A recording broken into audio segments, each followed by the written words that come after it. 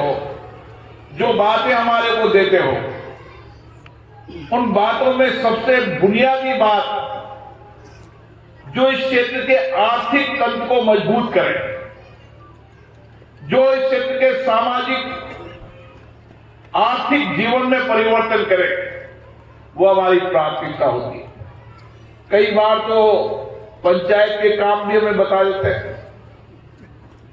इस देश में लोकतंत्र की व्यवस्था है और दुनिया के अंदर भारत ही एक ऐसा लोकतांत्रिक देश है जहां पंचायत से लेकर और दिल्ली तक चुनाव होते हैं और सब चुनाव जनता के द्वारा चुने हुए होते हैं।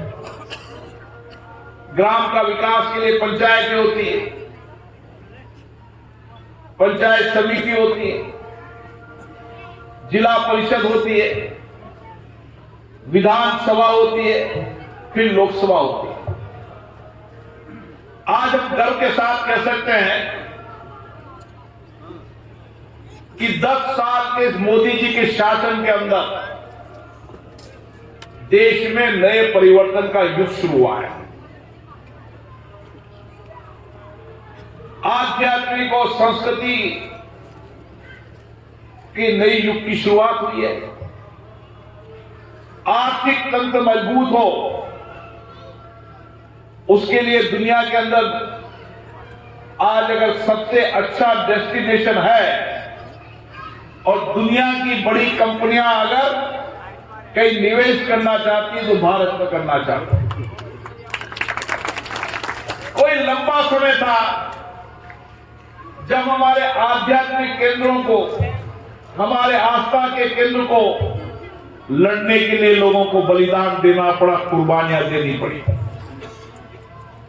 हमें मंदिर बनाने के लिए कुर्बानियां देनी पड़ी। इस देश के अंदर एक समय वह भी था जब हमारे लोगों को गोलियों से भून दिया गया और हमारे हर आस्था धार्मिक स्थानों के लिए एक लंबी लड़ाई भारत के लोगों को लड़नी पड़ी।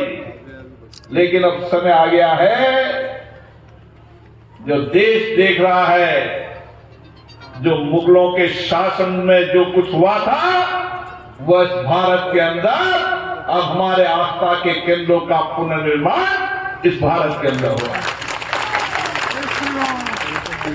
आज अयोध्या के अंदर राम मंदिर का निर्माण हो रहा है। हमें हमारे देश के अंदर हमारे आस्था के मंदिरों के लिए संघर्ष करना पड़े, यह समय का कालखंड भी हमने देखा था और आज का कालखंड भी हम देख रहे हैं। ऐसे तो मैं कई निर्णयों का साक्षी में बना हूं।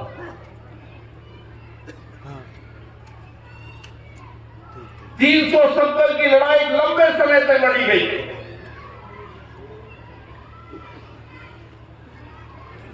और इस भारत के अंदर उसकी लड़ाई के लिए बलिदान दिया गया। आज वो 370 के बाद कश्मीर भारत का हिस्सा तो है, लेकिन बदलाव भी हम देख रहे हैं कश्मीर में कि आज कश्मीर में खुशी और प्रसन्नता की लहर चल रही है। मैं क्योंकि ऐसी जगह था कि मुझे सुनना था कि न मैं इधर न उधर दोनों पक्षों को सुनना था, लेकिन उसके लिए भी किसी सरकार का कमिटमेंट, निर्णय लेने की क्षमता वाली सरकार होना चाहिए और मोदी जी की सरकार निर्णय और फैसला लेने वाली सरकार है। और इसी कारण निर्णय फैसले और निर्णय फैसले लेकर उसको आगे बढ़ाना, उसके कारण आज भारत की ताकत दुनिया में बढ़ी है। जब G20 का सम्मेलन हुआ, उसके पहले भी G20 का सम्मेलन हुआ था, लेकिन उस सम्मेलन के अंदर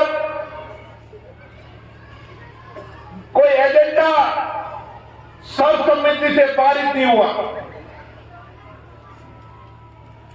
लेकिन भारत का नेतृत्व नरेंद्र मोदी जी की ताकत, वसुधैव कुटुंबकम की हमारी संस्कृति, नेनुआ के लगभग 20 करोड़ के विकास कार्यों का लोकार्पण माननीय लोकसभा अध्यक्ष श्री ओम बिरला जी के कर कमलों द्वारा हुआ। मैं तहे दिल से माननीय लोकसभा स्पीकर जी का हार्दिक धन्यवाद देता हूं, आभार व्यक्त करता हूं। सभी कार्यकर्ताओं से निवेदन करता हूं कि तालियों की गड़गड़ाहट के साथ इस लोकार्पण और शिलान्यास का स्वागत करें। माननीय लोकसभा स्पीकर